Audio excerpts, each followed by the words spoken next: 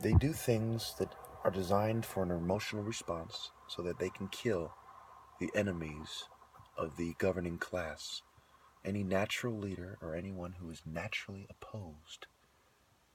The natural law of the devil is to destroy the babies, the firstborn, the secondborn, different cultures. You combine them together, it's kill all the babies, right? So I want you all to ask yourselves, does the same thing make you laugh, make you want to break somebody's jaw?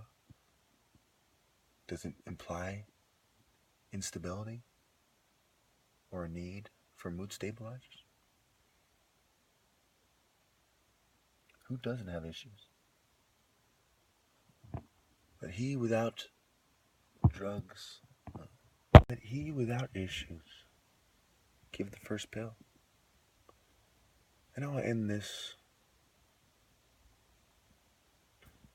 by asking you to think deeply and effectively, constructively structure about what it would take to provoke an African martial artist to violence who is completely right if you were evil and wanted to create a world that is as close to completely wrong as possible.